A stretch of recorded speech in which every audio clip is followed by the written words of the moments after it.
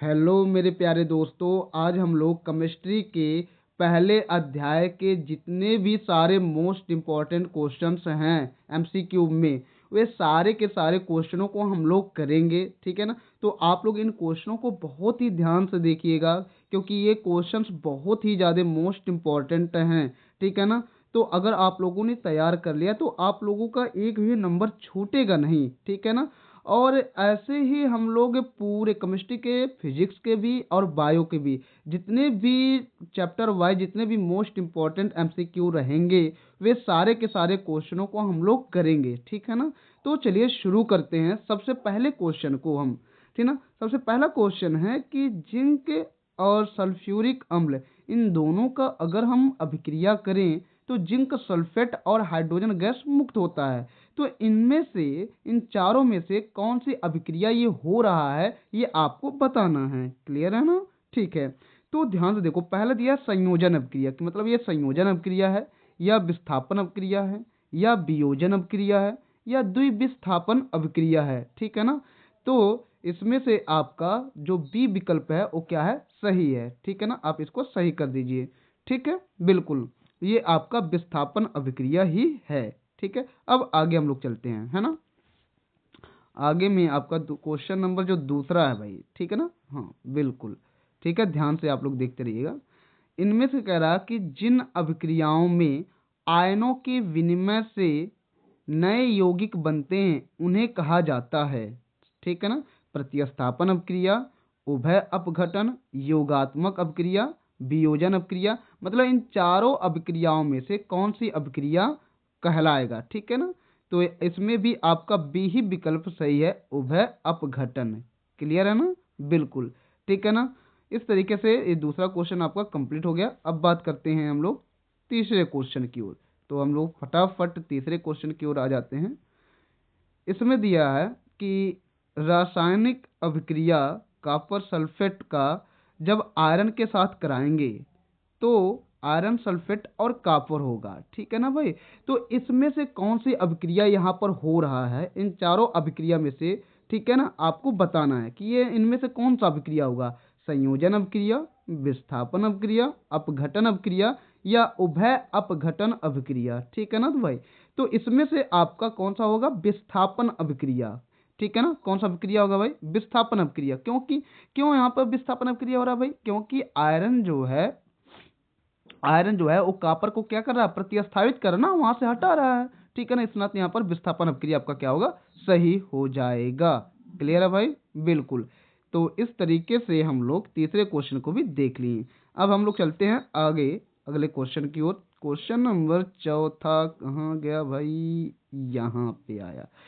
कह रहा है यहाँ पर जो आपको रासायनिक अभिक्रिया देखने को मिल रहा है, इस रासायनिक अभिक्रिया में Y के स्थान पर क्या होगा, ये आप बताओ। चलो कमेंट में आप लोग फटाफट बताओ कि भाई इनमें से मतलब Y के स्थान पे कौन सा तत्व रहेगा। ठीक है ना भाई, ध्यान से देखो। चलो कमेंट में फटाफट बताओ आप लोग। चौथा क्वेश्चन। ठीक है भाई। तो क्या सा रहेगा भाई, चलो इसमें रहेगा आपका SO2। ठीक है ना भाई। हाँ ये वाला कोर्स, तीसरा विकल्प आपका सही है। वाई के स्थान पे क्या रहेगा, SO2 रहेगा। ठीक है भाई, देख लो भाई। चलिए ठीक है फिर। अब आगे हम लोग चलते हैं क्वेश्चन नंबर 5वें की ओर।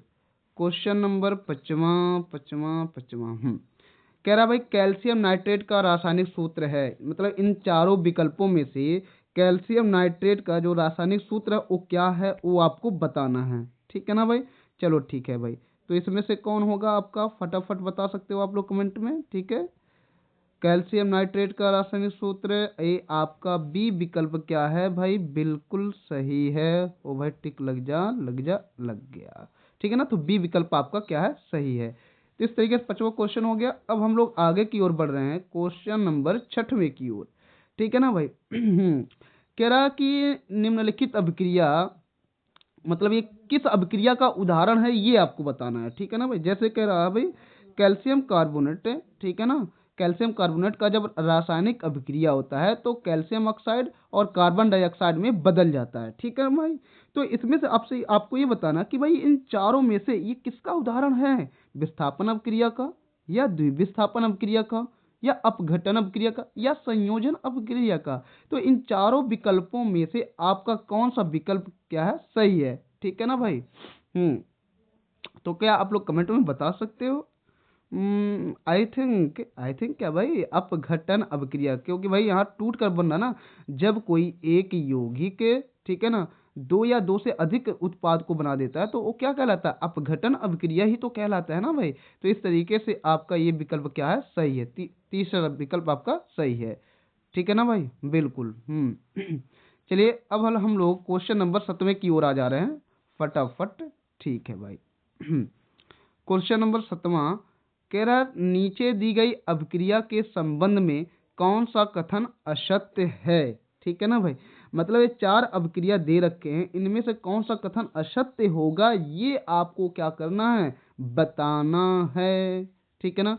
पहला कहता है शीशा अपचयित हो रहा है।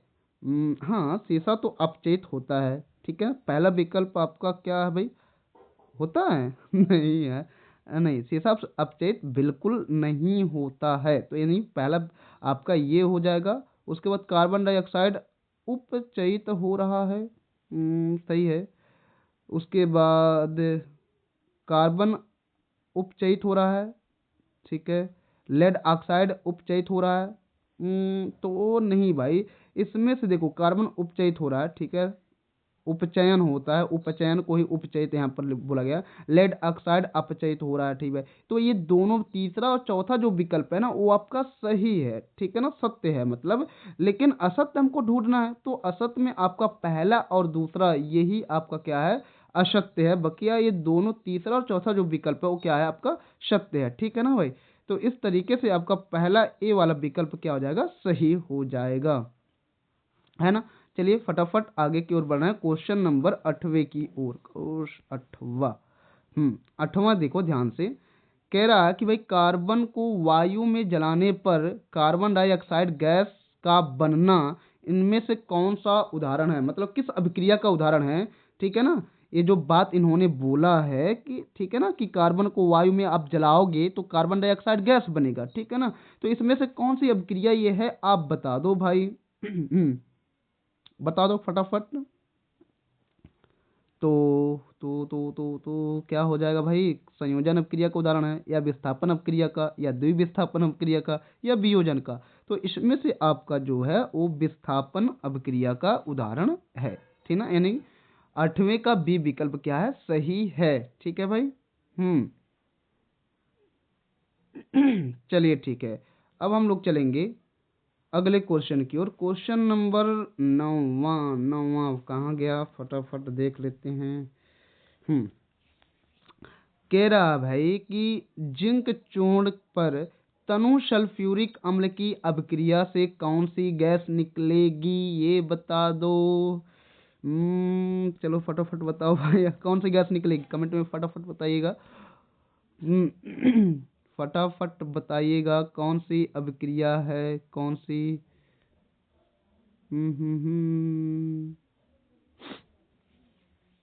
कौन सी है, तो ये आपका पहला विकल्प सही है, H2। ठीक है ना, हाइड्रोजन गैस मुक्त होता है भाई। बिल्कुल सही जवाब, सही जवाब, एकदम बढ़िया सा क्वेश्चन नंबर। अब आ जाते हैं 10वें की ओर। 10वां कहाँ गया भाई, इधर आजा, इधर आ गया। इन्होंने कहा कि लोहे की कील को कॉपर सल्फेट की विलयन में डुबोने से क्या होता है। ठीक है ना, मतलब अगर आप लोहे के ऊपर कॉपर सल्फेट का विलयन, मतलब या लोहे को कॉपर सल्फेट के विलयन में आप डुबोगे, ठीक है ना, तो उसमें मतलब क्या होगा, उसका नीला रंग हल्का हो जाएगा, या काला हो जाएगा, या नीला रंग गहरा हो जाएगा, या कुछ प्रभाव नहीं पड़ेगा। ठीक है ना, तो ये आपको बताना भाई। तो इसमें से आपका जो पहला विकल्प है वो क्या है, वो सही है। ठीक है ना, नीला रंग जो है वो हल्का हो जाता है, तो इस मतलब ये विकल्प आपका सही है। ठीक है, अब चलते हैं हम लोग 11वें क्वेश्चन की ओर। 11वां क्वेश्चन कहाँ भाई, हाँ, तो 11वां क्वेश्चन जो है ध्यान से देखिए, कहाँ भाग रहा भाई। ठीक है, कह रहा लोहे पर जंग किन किन चीजों से लगता है, किन किन चीजों से लगता है। पहली बात तो भाई, लोहे पर जंग किन किन चीजों से लगता है, पानी से, ऑक्सीजन से, पानी और ऑक्सीजन से। सीधी सी बात है भाई, किनसे होगा? पानी और ऑक्सीजन दोनों से। तो इस तरीके से आपका डी विकल्प जो है वो सही है, ठीक है ना। बिल्कुल। अब हम लोग क्वेश्चन आगे की ओर आ जा रहे हैं। Question number 12। क्वेश्चन नंबर 12, इन्होंने कहा हाइड्रोजन गैस को जलाने पर क्या बनता है। मतलब अगर आप हाइड्रोजन गैस को जलाओगे तो क्या बनेगा, ये आपको बताना है, ठीक ना। तो हाइड्रोजन गैस को अगर आप जलाओगे तो क्या बनेगा भाई? पानी बनेगा, H2O। क्या बनेगा? H2O बनेगा, ठीक है ना। यानी सी विकल्प आपका क्या है? सही है। चलिए ठीक है, इस तरीके से हम लोग चलते हैं क्वेश्चन नंबर 13 की ओर, ठीक है ना भाई। क्वेश्चन नंबर 13 की ओर। तो क्वेश्चन नंबर 13 है कि प्रकाश की उपस्थिति में कौन सी अभिक्रिया होती है? दहन, अपघटन, प्रकाश रासायनिक, कुछ नहीं, ठीक है ना। मतलब प्रकाश की उपस्थिति में कौन सी अभिक्रिया होती है भाई? प्रकाश रासायनिक अभिक्रिया होती है। कौन सी अभिक्रिया होती है? प्रकाश रासायनिक अभिक्रिया। यानी आपका तीसरा यानी सी विकल्प आपका क्या है? सही है। क्या भाई बढ़िया है? बहुत बढ़िया। चलो अगला क्वेश्चन। हाँ, क्वेश्चन नंबर आपका आ गया 14, ठीक है ना भाई। 14वां क्वेश्चन देखिएगा ध्यान से। कह रहा वह अभिक्रिया जो ऊष्मा उत्सर्जित करता है उसे क्या कहोगे भाई? तो जो अभिक्रिया ऊष्मा को उत्सर्जित करता है, निकालता है, उसे हम कहते हैं ऊष्माक्षेपी अभिक्रिया, ठीक ना। इसमें ऊष्मक्षेपी जो लिखा है ना वो थोड़ा सा मिसप्रिंट हो गया है। हालांकि सी विकल्प आपका क्या है? सही है, ऊष्मक्षेपी अभिक्रिया कहलाता है, ठीक है ना। फिर हम लोग आ जाते हैं क्वेश्चन नंबर 15वें की ओर, ठीक है भाई। बिल्कुल। इन्होंने चौथा 15वां क्वेश्चन कह रहा है चांदी के सामान पर कुछ समय बाद काली क्यों हो जाती है? चांदी का जो सामान होता है वो कुछ समय के बाद काली क्यों हो जाती है भाई? कि मतलब ऐसा क्या हो जाता है कि वो काला हो जाता है? कैसा क्या हो भाई? क्या हो जाता है भाई? हम्म तो H2S गैस से अभिक्रिया होने पर मतलब हम्म उस गैस से अभिक्रिया होता है इससे नातिक काला हो जाता है, या कार्बन डाइऑक्साइड से अभिक्रिया होने पर, या ऑक्सीजन से संपर्क आने पर। इनमें से कोई नहीं। मतलब इनमें से कौन सा विकल्प सही है? तो आपका H2S गैस जो है उससे अगर अभिक्रिया हो जाता है, ठीक ना, तो ये क्या हो जाता है? काला हो जाता है। तो ये विकल्प आपका सही है। पहला विकल्प आपका क्या हो गया? सही हो गया, ठीक है ना भाई। अब हम आ जाते हैं क्वेश्चन नंबर 16 की ओर। जो आपका क्वेश्चन नंबर 16 है वो क्या भाई? कह रहा कि अगर किसी अभिक्रिया में किसी पदार्थ का ऑक्सीकरण हो रहा है तो उसमें दूसरा क्या करेगा? अगर ऑक्सीकरण हो रहा है तो दूसरा आप चयन करेगा। यानी पहला विकल्प ए जो है वो सही है। इसमें कोई सोचने की तो कोई बात नहीं है। चलिए ठीक है, इसने से क्वेश्चन नंबर 16 तो कंप्लीट हो गया। अब बात कर रहे हैं क्वेश्चन नंबर 17 की, ठीक है ना। क्वेश्चन नंबर 17 क्या रहा है भाई कि अगर किसी पदार्थ में उसका आकार, रंग या तापमान में बदलाव हो तो वह किस चीज का संकेत करता है? तो भाई आप मुझे बता सकते हो, इसको कमेंट में तुरंत बता सकते हो कि भौतिक परिवर्तन है, रासायनिक परिवर्तन, दहन है, मिश्रण है, ठीक है ना। तो आप बता सकते हो कमेंट में, फटाफट बता सकते हो, है ना। चलो ठीक है, वैसे मैं बता दूं आपको तो बी विकल्प आपका क्या सही है, यानी रासायनिक परिवर्तन, ठीक है। क्वेश्चन नंबर अब 18वां। चलिए ठीक है, क्वेश्चन नंबर 18वां ये क्या बोला भाई? कह कह रहा किसी अभिक्रिया में ऊष्मा अवशोषित तो होती है तो उसे आप क्या कहोगे? ऊष्माशोषी अभिक्रिया कहोगे। क्या कहोगे? जिसमें भाई ऊष्मा को अवशोषित किया जाए उसे आप ऊष्माशोषी अभिक्रिया कहोगे। तो इस तरीके से आपका डी विकल्प सही हो गया, ठीक है ना भाई। बिल्कुल। चलिए अब आगे देखते हैं। आगे कुछ है भाई 19वां? नहीं। तो भाई लगता है दो क्वेश्चन छूट गया है। चलिए ठीक है, मैं उसको भी शायद छूट गया क्या। ओ तेरी के छूट गया भाई। करिए चलिए, खैर कोई बात नहीं, जो भी है मैंने जितने भी मोस्ट इम्पोर्टेंट आपके पहले चैप्टर के क्वेश्चन थे भाई मैंने करा दिया है। अगर आप लोगों ने इन क्वेश्चनों को तैयार कर लिया ना भाई, ऐसे देखो हर एक चैप्टर का हम कराएंगे, ठीक है ना। जितने भी मोस्ट इम्पोर्टेंट रहेंगे सारे कराएंगे। अगर आप लोगों ने इन सभी चीज़ों को तैयार कर लिया तो भाई कह रहे हैं ना कि आपका एक भी नंबर नहीं छूटेगा। आप लोगों को 20 में 20 तो मैं लिख करके देता हूँ, 101% गारंटी कि भाई आपको 20 में 20 लाने से कोई रोक नहीं सकता है, ठीक है ना। अगर हाँ आप लोगों को वीडियो पसंद आया हो तो लाइक सब्सक्राइब कमेंट जरूर कीजिएगा। बकिया कमेंट कीजिएगा भाई। अगर आप लोग को हर एक चैप्टर के एमसीक्यू क्वेश्चंस चाहिए, ठीक ना, तो आप लोग कमेंट में ज़रूर बताइएगा। धन्यवाद। आज के लिए इतना ही।